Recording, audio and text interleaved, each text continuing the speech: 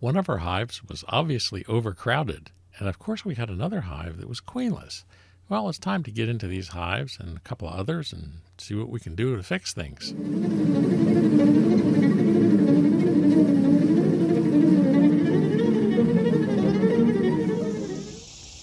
When it came to honey supers, I was still short.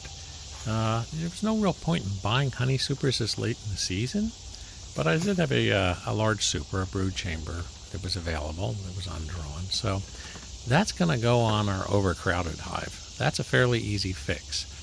The second hive that we're going to look at is the one that we found out was queenless last week. And we took a frame of brood and larva from our superstar hive and stuck it in there, and we'll see if they've drawn out any queen cells. But first, time to take a look at our overcrowded hive and swap that extra deep on there. We are currently between honey flows, though there is some goldenrod starting to pop. A little early this year, possibly due to the drought. So putting the deep on there, they're not going to draw out comb in it. In fact, they're not really going to do anything to it. It just serves as extra space in the hive so that the bees can be in the hive as compared to stuffed on the front of the hive as they are at night. A lot of people just ignore, if you have bearding on the hives, it's no big deal, unless you suddenly have a storm that comes through that washes the bees off the front of a hive. But, it's sometimes an indicator that things are a little too warm in the hive. I don't think that's the case since we have screened bottom boards and screened tops. But if I have the equipment, I'm going to put it on there and let them move their way in there. If the hive box is too overcrowded, you're going to be cueing the bees that maybe it's time to swarm. And hey, it's a little late in the season to be thinking along those lines. They generally will not swarm outside of a honey flow, but it has been known to happen. You'll also note that I tilt each of the hives before I open them up, and this is just to get a weight check. So we've now moved on to our second hive, which is the hive that we found out last week was queenless. The top super I'd pulled from another hive, so we knew that had honey in it, and wasn't really going to tell us anything. So pull that guy off, and it's time to pull some frames in there. I'm going to see, if there's any sign that there was any egg laying going on, which would be an indicator that there really was a queen in there. However, no, I didn't see any eggs in the hive, no young larvae, so we knew that they really had been queenless. And of course, we're going to work our way down to that brood frame and see if they have drawn out any queen cells, which is what I'm hoping they did. This is the brood frame we put in last week. And sure enough, we see an emergency queen cell there. Another emergency queen cell down here. And another one there. Okay, so they've taken a few of the eggs. Well, now I see 4 of them. And they have constructed emergency queen cells. It's exactly what we wanted them to do. So we will let these guys be. They're doing what you would expect them to do. They apparently were queenless, and we gave them a frame of brood, and they're raising queens.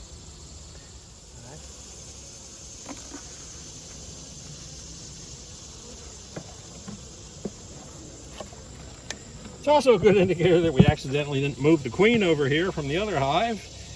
Otherwise they wouldn't need the emergency queen cells.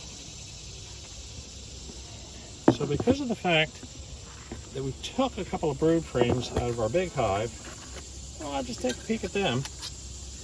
Most of these other guys I'm just going to let be. And our ant problem seems to be under check.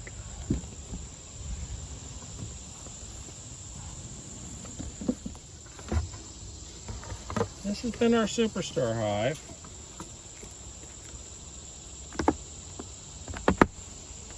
It's also the hive we stole the little brood out of. Again, top super I'm just yanking. The one underneath it is the deep blank that we put in there to give them some space. And that seemed to have worked. Oh God, this super's heavy. Oh, man. indeed I'm not feeling any weight.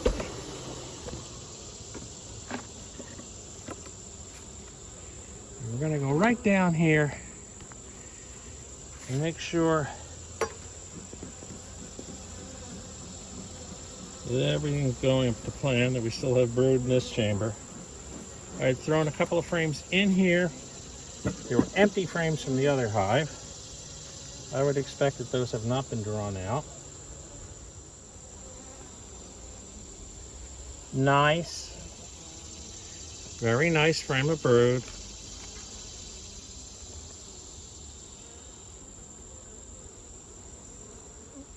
They're drawing this out a little bit. This is the frame again that I put in there. The bees are saying, you know, every time you come in our hive, we end up with a little less. So we don't appreciate you being here.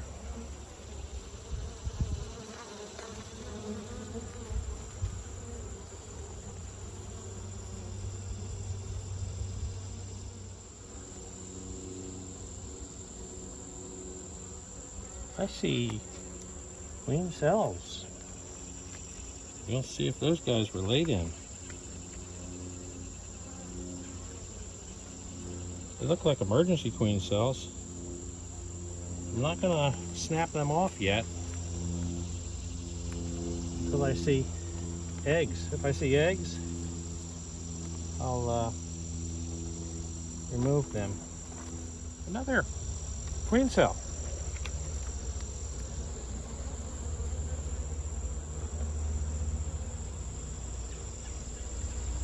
These guys may have gone queenless. We have two other queen cells, so I'm going to open this one up.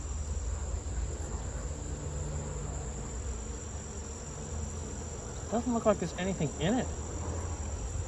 Okay. Larva. Young larva.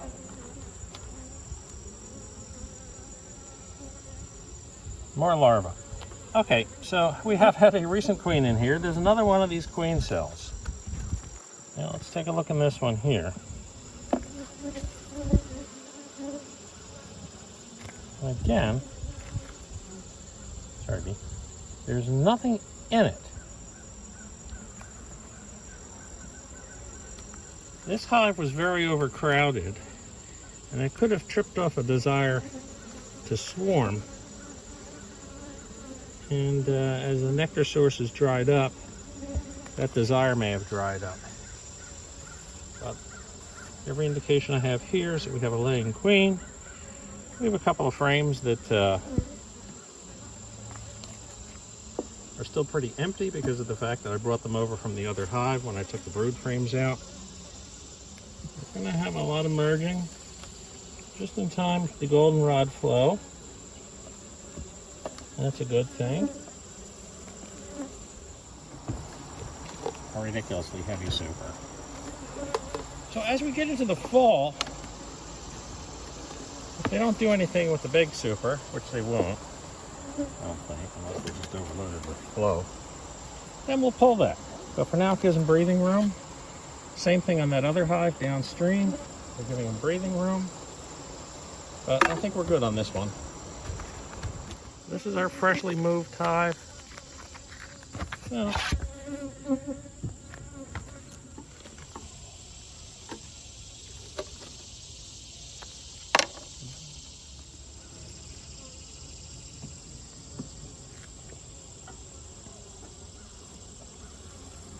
they are eating the pollen patty. And I can even see up from here, stores and brood. I don't think they're really utilizing these other frames yet. They're starting to utilize this frame ever so slightly. I don't think we have enough nurse bees in this hive to really do heavy draw. Right down the line and look at the bottom board. Young bees, or nurse bees as I sometimes call them, are the ones that actually produce the wax. So if you have an adult population in a hive and you don't have a lot of young bees, you're not going to get much wax drawn. You're not going to get much comb drawn no matter how good the flow is. You need those young bees. And after all, this hive Well, you know, it had been an observation hive turned nuke turned hive. They still have a lot of building to do.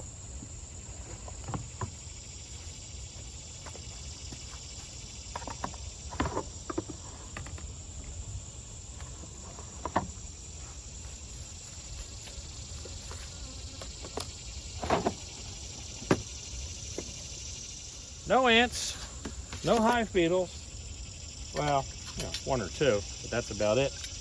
So, I would say we're done at Buzz Park for today, and we'll see you all next week.